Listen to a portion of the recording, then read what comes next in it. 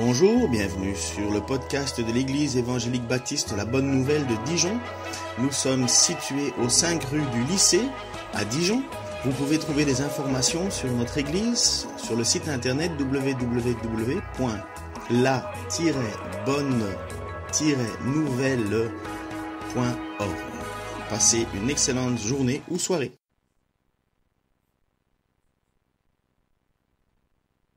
Judée, de Jérusalem, de l'Idumée, des territoires de l'autre côté du Jourdain, ainsi que de la région de Tyr et de Sidon. Ces gens venaient à lui, car ils avaient appris tout ce qu'il faisait.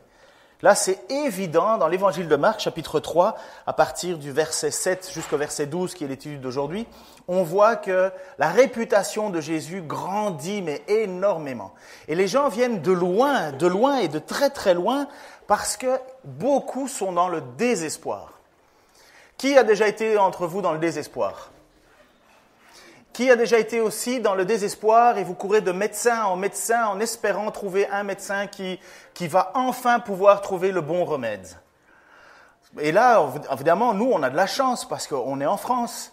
Et c'est pas là pareil dans tous les pays du monde. Je ne sais pas si vous savez cette petite statistique, mais dans le monde, j'ai pas pris tous les chiffres, mais voici la chance que certains ont. En Russie, il y a 431 médecins pour 100 000 habitants, toutes disciplines confondues. En Norvège, 416. En Italie, 380. En France, 338 médecins pour 100 000 habitants. En Algérie, 121. En Iran, 89. Au Pakistan, 81. En Inde, 65. Au Sénégal, 6. Au Burkina Faso, 5. Et en Éthiopie, 3. 3 médecins pour 100 000 habitants. Vous imaginez ? Et là, à l'époque de Jésus, c'est encore bien plus compliqué de trouver un médecin. C'est bien plus compliqué de trouver quelqu'un qui, finalement, va pouvoir vous guérir. Et si vous êtes un petit peu historien dans l'âme, et si vous aimez savoir quels étaient les us et coutumes à l'époque de Jésus en Palestine, à cette période-là, vous comprendriez directement que la médecine, à l'époque, c'était bien souvent le privilège des Grecs. Ça fait 500 ans que les Grecs connaissent la médecine et ont déjà commencé à trouver des remèdes, comme nous on appelle dans notre langage commun, la médecine qui est liée à des médicaments.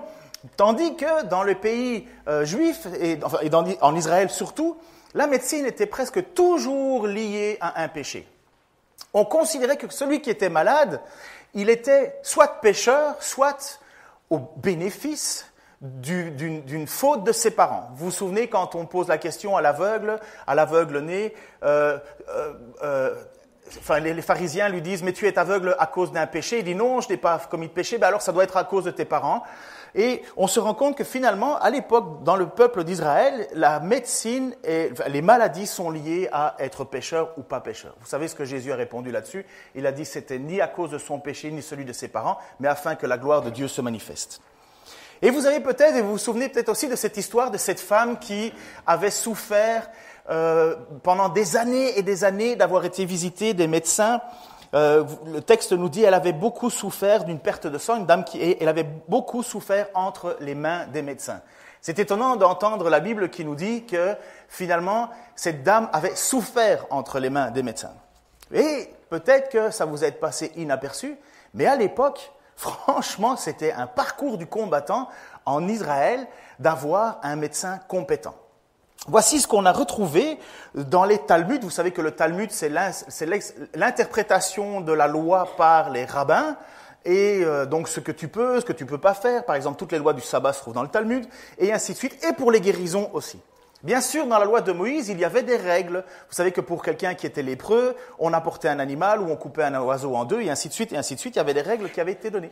Mais le Talmud, évidemment, les rabbis s'en sont donnés un petit peu plus et ont trouvé des remèdes pour les gens qui souffraient. Et donc, on sait que cette dame, dans le texte qui nous dit que cette dame avait souffert entre les mains des médecins, on a découvert finalement ce qu'on lui avait fait subir à cette dame. Et voici ce qu'un homme qui s'appelle je ne sais pas si c'est Roger, Robert, Roméo, Jochanan dit. Comment guérir la maladie de cette femme ? Alors ça, c'est en même temps, vous vérifiez si vous devez aller chez l'ophtalmologue plus tard ou pas.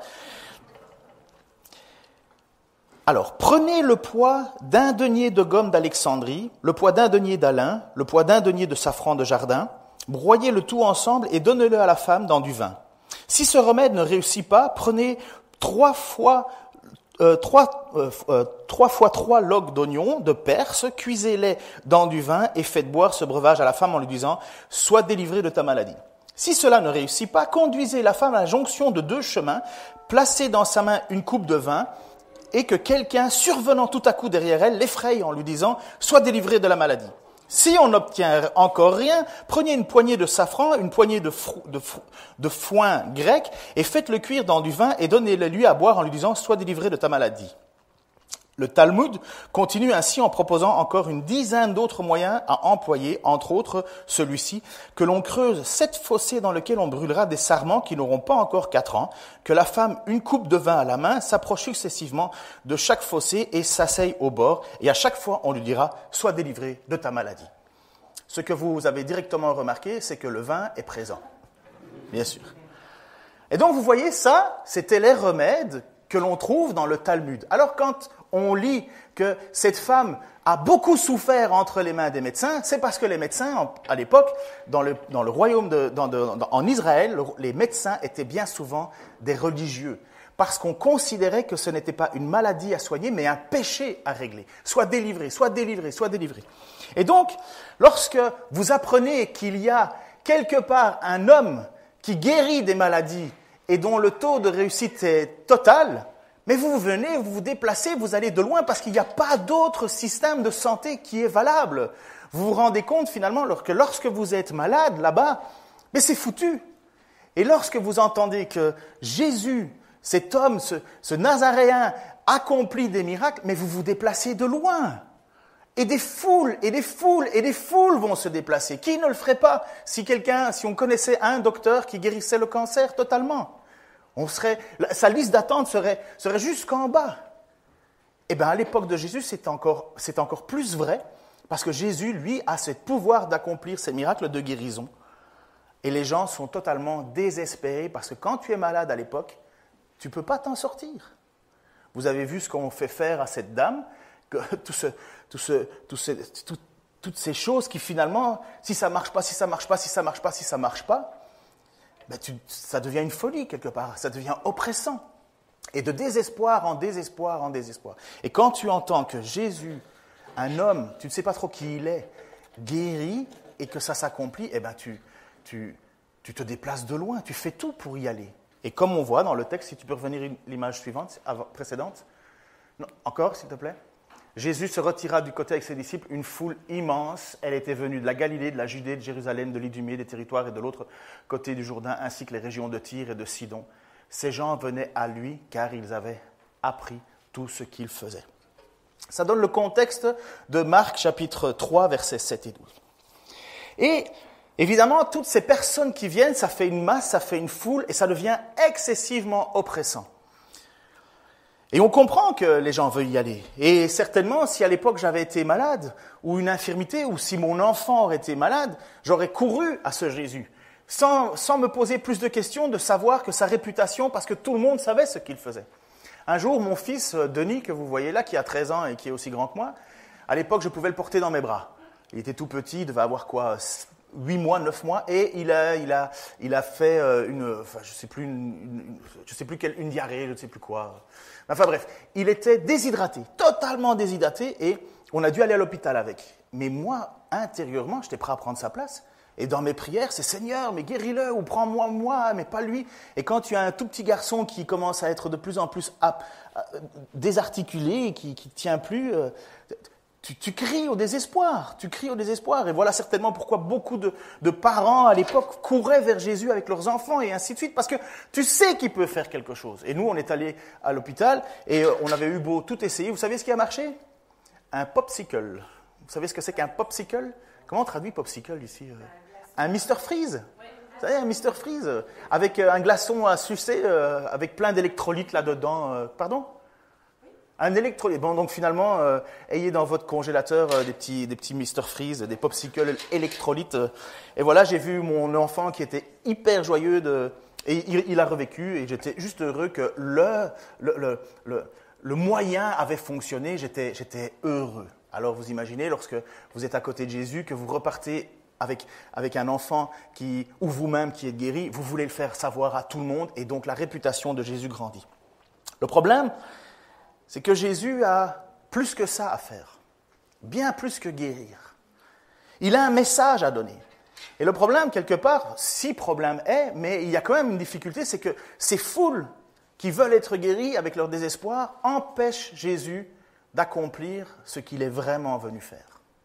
Et c'est pourquoi, à un certain moment, donc il faut que tu sautes, c'est un petit peu avant, Marc 3, 9, 10, il demanda alors à ses disciples, voilà, merci chérie, il demanda alors à ses disciples de tenir une barque à sa disposition pour éviter d'être écrasés par la foule. En effet, comme il guérissait beaucoup de gens, tous les malades se précipitaient vers lui pour le toucher. Pourquoi Jésus demande une barque pour s'écarter de la foule et finalement mettre l'eau entre distance entre lui et la foule si son objectif était de venir guérir tout le monde? Pourquoi Jésus ferait ça? Parce qu'apparemment, il suffisait juste de le toucher, tu le touches, tu t'en vas. Et je crois que totalement, c'est vrai. Je crois que pour celui qui lit les évangiles, pour celui qui lit la Bible, vous êtes tout à fait d'accord avec moi que Jésus guérit. Est-ce qu'il y a quelqu'un qui a un doute de la guérison que Jésus pouvait opérer?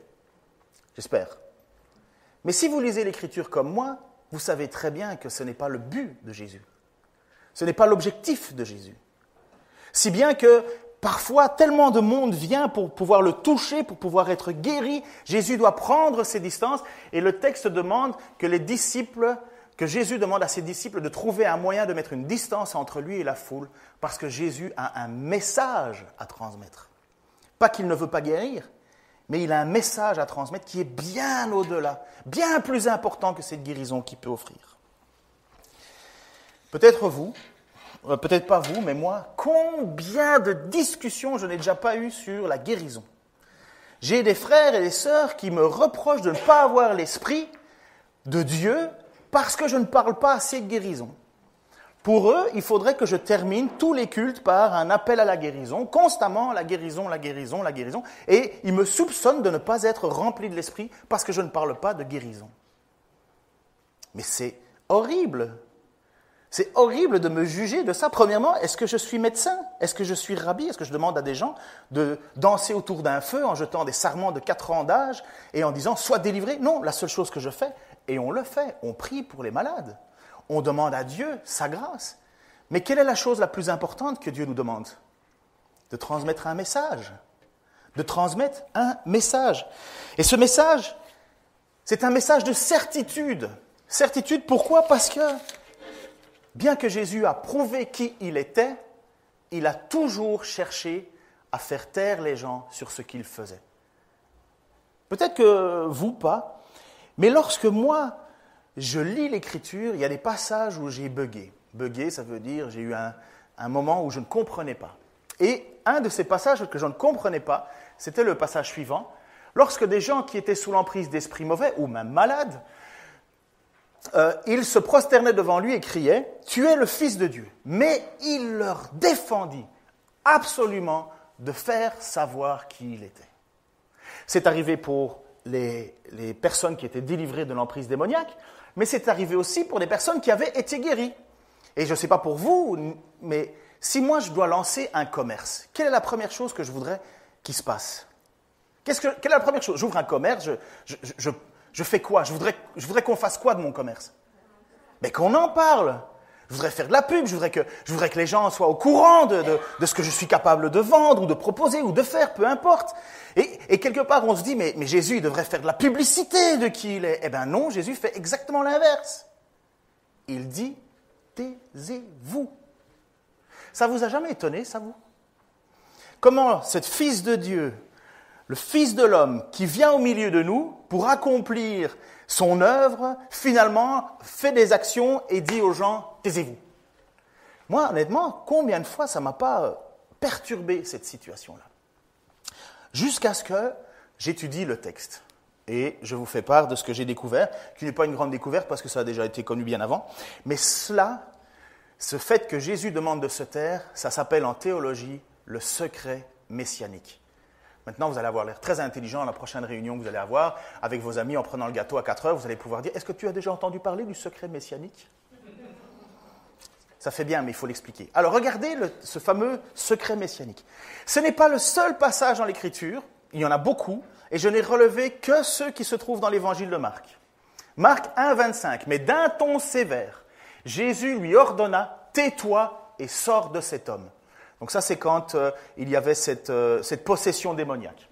Marc 1, 34, il guérit beaucoup de personnes atteintes de diverses maladies, il chassa aussi beaucoup de démons et leur défendit de parler, car il savait qui il était. Marc 1, 44, attention, ne dis rien à personne de ce qui t'est arrivé, mais va te faire examiner par le prêtre et apporte l'offrande prescrite par Moïse pour ta purification, cela leur prouvera qui je suis. Marc 3, 12, mais il leur défendit absolument de faire savoir qui il était. Marc 5, 43, Jésus leur recommanda instamment de ne raconter ce miracle à personne et il leur dit, donnez à manger à la jeune fille. Marc 7, 36, Jésus recommanda à ceux qui étaient là de n'en rien dire à personne, mais plus il leur défendait, plus il parlait. Marc 8, 29, 30, alors il leur demanda, et vous, qui dites-vous que je suis? Vous savez, c'est cette fameuse parole où Jésus demande aux apôtres qui il est. Et Pierre répond, tu es le Messie. Il leur ordonna de le dire à personne. Et Marc 9, 9, pendant qu'il descendit de la montagne, il leur ordonna, c'était au moment de la transfiguration, vous savez où Jésus s'est illuminé, il leur ordonna de ne raconter à personne ce qu'il venait de voir, jusqu'à ce que le Fils de l'homme soit ressuscité d'entre les morts. Jusqu'à ce que. Il ordonne de se taire jusqu'à ce que. Alors, pourquoi? Pourquoi fait cela?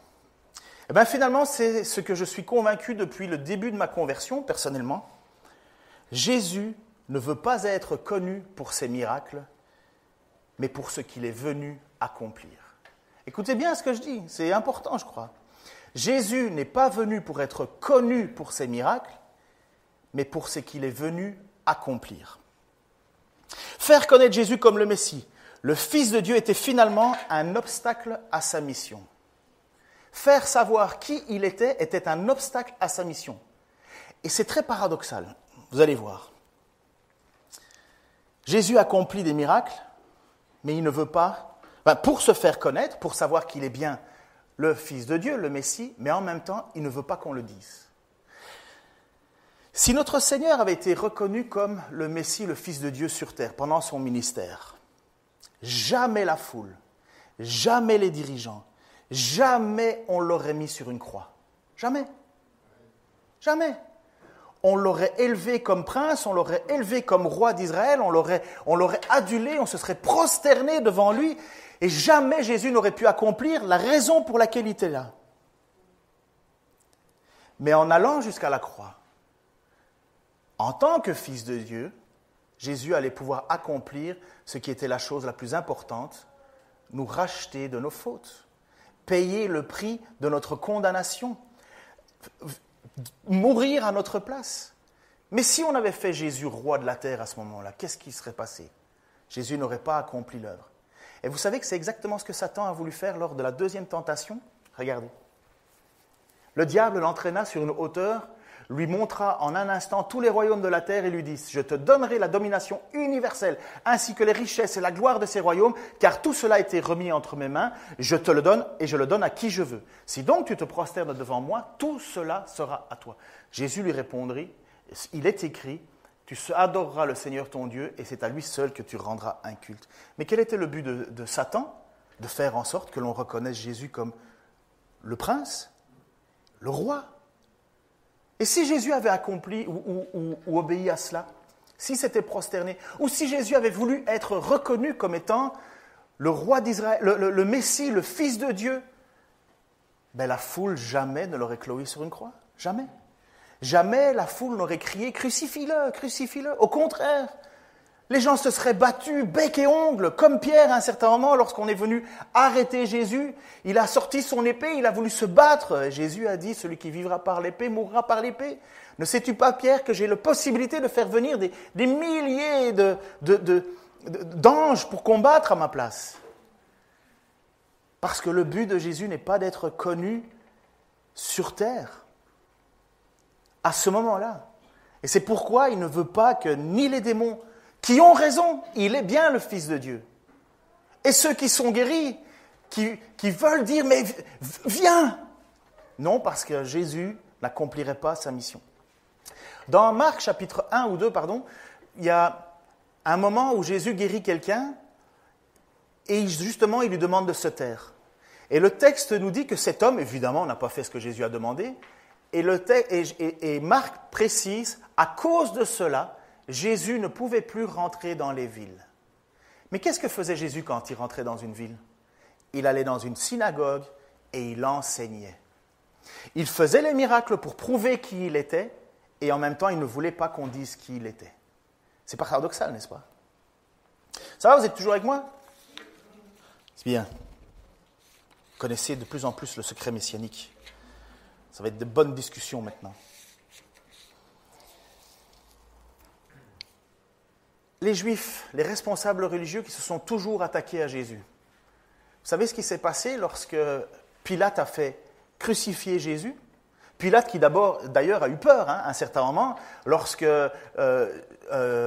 Pilate lui a posé des questions et lui a dit « Toi, tu ne me réponds pas, ne sais-tu pas que j'ai le pouvoir de te faire mourir ?» Jésus lui répondit « Tu n'as aucune autorité si ce n'est celle que mon Père t'a donnée. » Et là, Pilate, à partir de ce moment-là, le texte dit qu'il ne voulut plus le faire mourir. C'est bien lui qui s'est lavé les mains en disant « C'est votre propre responsabilité. » Mais Pilate, à un certain moment, au moment où il y a la crucifixion de Jésus à la croix, voici ce qu'il fait.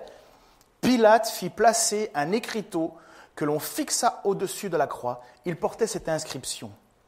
Jésus de Nazareth, roi, le roi des Juifs. Comme l'endroit où Jésus avait été crucifié se trouvait près de la ville, beaucoup de Juifs lurent l'inscription écrite en hébreu, en latin et en grec. Les chefs des prêtres protestèrent. Il ne fallait pas mettre le roi des Juifs. Mais cet homme a dit « Je suis le roi des Juifs ». Et Pilate répliqua, ce que j'ai écrit restera écrit. Si les Juifs, à l'époque les religieux, avaient reconnu que Jésus était véritablement le roi des Juifs, comme tout le prouvait, jamais Jésus aurait été crucifié. Jamais on l'aurait mis sur une croix. Et vous savez, assez paradoxalement, qui est le premier à avoir reconnu, sans l'action du Saint-Esprit, qui a été le premier à reconnaître que Jésus était vraiment le Fils de Dieu? Le centurion, un soldat au service de Rome qui était au pied de l'exécution de Jésus et qui a dit à un certain moment, vraiment celui-là était le Fils de Dieu. Mais pour tous les autres, Jésus veut le cacher. Jésus ne veut pas le faire savoir jusqu'à ce qu'il ressuscite. Si vous lisez l'épître de Paul aux Romains, vous allez voir que Jésus est déclaré Fils de Dieu avec puissance par la résurrection. Même quand on a annoncé que Jésus était ressuscité, les femmes au tombeau n'en croyaient pas leurs yeux. Ils n'en ont pas parlé. Vous savez que l'ange dit à un certain moment, allez annoncer, et les femmes se taisent. Et les apôtres, à un certain moment, quand on leur dit, mais il est ressuscité, ils ne croient pas. Parce que personnellement, je crois que c'est à ce moment-là que c'est passé dans l'esprit des apôtres, et pour nous aujourd'hui c'est la même chose, nous découvrons avec stupeur que Jésus était bien le Fils de Dieu. Mais si Jésus avait été reconnu dès le départ Fils de Dieu sur terre, on l'aurait défendu, on l'aurait empêché d'accomplir sa mission, on l'aurait empêché d'être venu faire ce qu'il a décidé, ce que son Dieu avait décidé de toute éternité, nous serions encore morts spirituellement. Il a fallu la résurrection, il a fallu que les disciples comprennent qui était le Messie lorsque Jésus leur ouvre l'esprit. Vous vous souvenez, sur le chemin d'Emmaüs, en leur racontant, en leur citant tous les passages, il fallait que le Messie souffre et ainsi de suite, parce que jamais ils auraient voulu que leur Messie meure. Les Juifs attendaient quelqu'un qui allait les délivrer de l'emprise de Rome. Les foules ne voulaient que quelqu'un qui les guérisse de leur désespoir momentané et éphémère. Et Jésus, lui, a gardé sa mission, qui était de venir pour mourir sur une croix. Alors oui, Jésus guérit, mais le but de la guérison est de prouver qu'il est le Fils de Dieu Et Jésus dit quand même aux gens, taisez-vous, parce que si nous avions mis à l'époque Jésus en hauteur, jamais Jésus n'aurait pu accomplir l'œuvre pour laquelle il était venu. Est-ce qu'il y a une application pour nous ? Parce que je sais que vous, à Quetigny, je le sais parce que je discute assez souvent avec Franck à vélo, il faut une PC, il faut 3 points, il faut une conclusion, une application. Ça vous change, avec moi, vous n'en avez pas ? Moi, je vois que la seule chose que je relève dans ce texte, c'est que Jésus ne veut pas mettre le côté miraculeux en avant de son ministère. Ça ne veut pas dire qu'il est inexistant et ça ne voudrait surtout pas dire qu'il faudrait le nier. Mais ce n'est pas le but. Et combien de discussions vous n'allez pas encore avoir et combien de discussions, et de plus en plus, avec cet évangile de la prospérité qui arrive, où finalement le désir de Dieu, c'est que tu aies une bonne santé, que tu sois riche et célèbre. Tout l'inverse de l'évangile. Tout l'inverse de l'évangile. Tout le retour au jardin d'Éden. Mais non, Dieu ne veut pas, vous ne mourrez pas. C'est simplement que Dieu ne veut pas que vous soyez Dieu vous-même. Vous vous souvenez de cette discussion avec le serpent ? Et l'évangile de la prospérité, c'est quoi ? C'est d'être des petits dieux nous-mêmes sur terre. Sous la bénédiction de Dieu, nous ne souffrons jamais, nous ne mourrons jamais, nous sommes toujours riches. Mais c'est tout à fait l'inverse de l'évangile. L'évangile nous dit que nous serons sauvés parce que nous avons placé notre foi en celui que nous avons reconnu comme étant le Messie, le Fils de Dieu. Et qu'en mourant sur la croix pour nous, il meurt à notre place. Et par la foi, nous nous associons à ça. Que nous soyons en bonne ou en mauvaise santé, cela ne change rien. L'apôtre Paul dit lui-même que ce soit par ma vie ou par ma mort, peu importe, du moment que je glorifie Dieu. Et je vous laisse ce passage avec Luc, chapitre 10, 19 à 24, où Jésus va parler aux apôtres. Donc Jésus va donner une mission aux disciples d'aller annoncer un peu partout le message de Jésus. Et il leur donne le pouvoir de chasser des démons et de guérir des malades. Il leur donne ce pouvoir. Et voici ce que Jésus dit. Écoutez bien ceci. Il est vrai que je vous ai donné le pouvoir de marcher sur les serpents et les scorpions et d'écraser toutes les forces de l'ennemi sans que rien ne puisse vous faire du mal. Toutefois, ce qui doit vous réjouir, ce n'est pas de voir les esprits mauvais, que les esprits mauvais vous soient soumis, mais de savoir que vos noms sont inscrits dans le ciel. Au même moment, Jésus fut transporté d'une joie par le Saint-Esprit et s'écria « Je te loue, ô Père, Seigneur du ciel et de la terre, parce que tu as caché ces vérités aux sages et aux intelligents et que tu les as dévoilées à ceux qui sont tout petits. Oui, Père, car dans ta bonté, tu l'as voulu ainsi. Mon Père a remis toutes choses entre mes mains. Personne ne sait qui est le Fils, si ce n'est le Père. Et personne ne sait qui est le Père, si ce n'est le Fils, et celui à qui le Fils veut le révéler.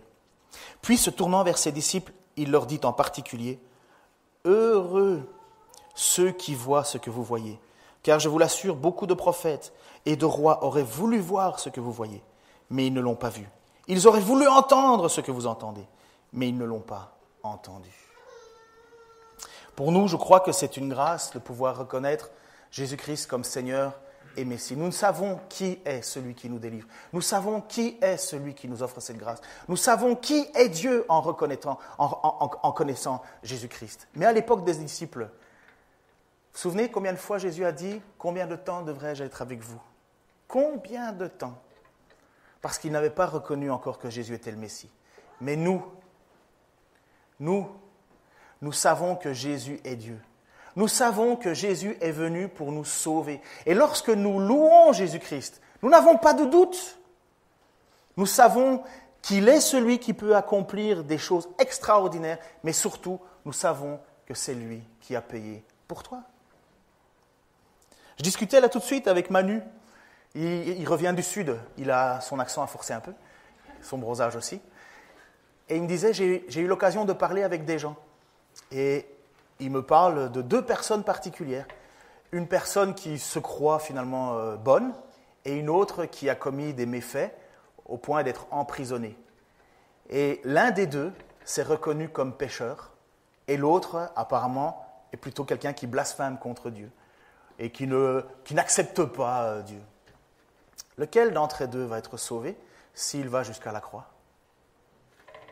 Celui qui se reconnaît comme pécheur. Est-ce que s'il était malade avec un pied beau, est-ce que ça l'empêcherait d'être sauvé ? Seigneur, je te remercie de ta grâce, de ton amour. Je te remercie, Seigneur, de ce que tu as tenu caché ces choses-là pour accomplir ton œuvre. Seigneur, en même temps, nous sommes là avec nos désespoirs aussi. Certains d'entre nous sont peut-être dans la maladie, Seigneur, dans l'affliction. Certains sont peut-être en recherche de travail, d'autres en difficulté dans leurs relations. Seigneur, nous avons tous besoin que tu interviennes. Et Seigneur, c'est tellement difficile de vivre sur cette terre, Seigneur, où rien ne va bien, où tout le plaisir est éphémère, la joie est éphémère, où nous ne savons pas ce que demain nous est réservé. Mais Seigneur, nous savons que tu es venu au milieu de nous. Et tu ne t'es pas laissé perturber, Seigneur, pour aller ni à gauche ni à droite de la mission que ton Père t'avait offerte et t'avait confiée, Seigneur. Et je te remercie que tu l'aies accompli.